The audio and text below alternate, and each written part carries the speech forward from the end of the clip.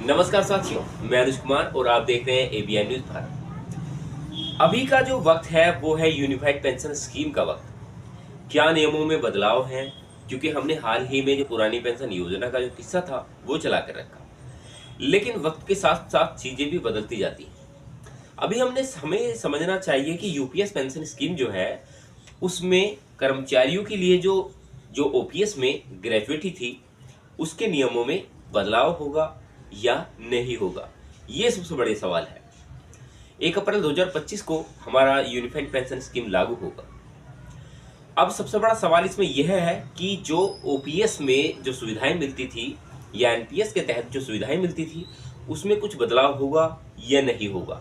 आज हमारा एक टॉपिक इस वीडियो का ये रहने वाला है और हर एक उस कर्मचारी के लिए जो पेंशन ले पा रहा है या अभी सेवा में मौजूद है, उन सभी के लिए ये वीडियो बहुत स्पेशल और निर्णायक वीडियो साबित होने वाली है। साथियों, मेरी आपसे विनती है कि इस वीडियो को अंत तक जरूर देखें ताकि आप ये समझ सकें कि ग्रेजुएटी का जो सिस्टम है वो ओपीएस का, एनपीएस का और अब यूपीएस का क्या रहने वाला है। इसमें दावा ये भी किया जा रहा है कि केंद्र सरकार ने अभी हाल ही में एक विधेयक पारित किया था जिसमें बताया गया कि कुछ कर्मचारी ऐसे होंगे जिनको 25 लाख की ग्रेजुएटी नहीं मिलेगी और कुछ कर्मचारी ऐसे होंगे जिसको एक ग्रेजुएटी मिल जाएगी। इन सरकारी कर्मचारियों को नहीं मिलेगी 25 लाख की ग्रेजुएटी। जानिए क्या है यूपीएस का नया नियम।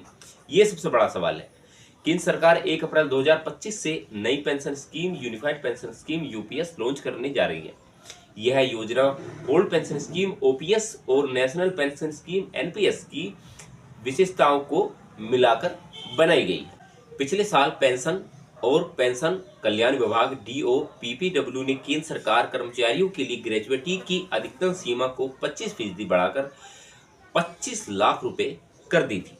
यह बदलाव 1 जनवरी 2024 से प्रभावी हुआ जब महंगाई भत्ता डीए 50% तक पहुंच गया। हालांकि यह जरूरी नहीं कि हर सरकारी कर्मचारी को यह पूरी रकम दी जाए। ग्रेजुएटी की कैलकुलेशन एक खास फॉर्मूले के आधार पर की जाती है। नियमों के मुताबिक सरकारी कर्मचारियों को उसके आखिरी वेतन बेसिक पे प्लस महंगाई भत्ते का 16.5 गुना या 25 लाख रुपए जो कि ग्रेजुएटी से कम के रूप में मिलता है। इसका मतलब है कि हर कर्मचारी को 25 लाख रुपए नहीं मिलेंगे, बल्कि उसकी सेवा अवधि और वेतन के आधार पर ग्रेजुएटी तय होगी। सरकारी कर्मचारियों को 2 तरह की ग्रेजुएटी मिलती है, रिटायरमेंट की ग्रेजुएटी और डेथ ग्रेजुएटी, यानी कि मृत्यु के बाद जो ग्रेजुएटी मिलती है एक प्रकार वो होता है। हर 6 माह की सेवा के लिए बेसिक पे प्लस महंगाई भत्ते का 1/4 जोड़ा जाएगा। अधिकतम 16.5 गुना बेसिक वेतन या 25 लाख रुपए जो कम हो दिया जाता है। ग्रेजुएटी पाने के लिए कम से कम 5 साल की सेवा अनिवार्य की गई है। यानी कि अगर आपकी सेवा 5 वर्ष से कम है तो आपको अनुमानित है कि ग्रेजुएटी मिल भी सकती है और नहीं मिल सकती है। लेकिन अब अगर आपकी सेवा 5 वर्ष से अधिक हो चुकी है तो आप उसके लिए पात्र माने जाएंगे। अगर कर्मचारी की सेवा के दौरान मृत्यु हो जाती है तो उसके परिवार को इस फॉर्मूले के अनुसार ग्रेजुएटी मिल जाएगी। 1 साल से कम सेवा वेतन वालों का 2 गुना, 1 से 5 साल वेतन का 6 गुना और 5 से 11 साल वेतन का 12 गुना और 11 से 20 साल वेतन का 20 गुना। 20 साल से अधिक हर 6 महीने के लिए आधा वेतन। क्या यूनिफाइड पेंशन स्कीम यूपीएस के तहत ग्रेजुएटी मिलेगी? ये भी एक सवाल है। केंद्र सरकार 1 अप्रैल 2025 से एक नई पेंशन योजना unified pension scheme UPS launch करने जा रही है। यह योजना ओल्ड पेंशन स्कीम ओपीएस और नेशनल पेंशन सिस्टम एनपीएस की विशेषताओं को मिलाकर बनाई गई। इस योजना के तहत कम से कम 10 वर्ष की सेवा करना जरूरी है और तभी जाकर 10,000 रुपए की न्यूनतम पेंशन मिलेगी और इस अवधि को पूरी करने को एक निश्चित पेंशन की गारंटी भी दी गई है। हाल ही में संसद में सरकार से पूछा गया कि यह क्या यूनिफाइड पेंशन स्कीम यूपीएस के तहत ग्रेजुएटी मिलेगी जैसे कि ओल्ड पेंशन स्कीम ओपीएस और न्यू पेंशन स्कीम एनपीएस में मिलती है। वित्त मंत्रालय ने जवाब दिया कि यूपीएस एनपीएस के तहत एक ऐसा विकल्प है जो कि gratuity central civil services national pension system के तहत ग्रेजुएटी का भुगतान नियम 2021 के अनुसार दिया जाएगा। तो ये सभी बातें और ये सभी नियम अभी यूनिफाइड पेंशन स्कीम में लागू हो गए हैं।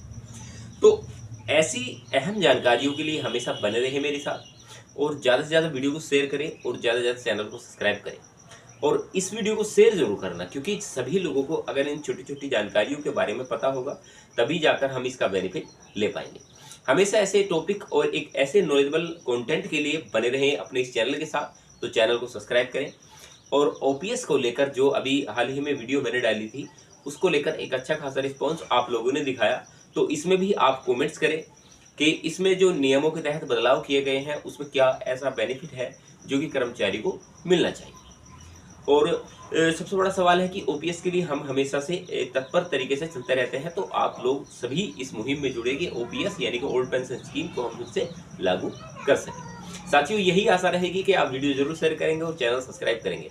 नमस्कार, मिलते रहेंगे आपसे ऐसे ही नॉलेजेबल और विश्लेषण मुद्दों के साथ। तब तक अपना ख्याल रखें।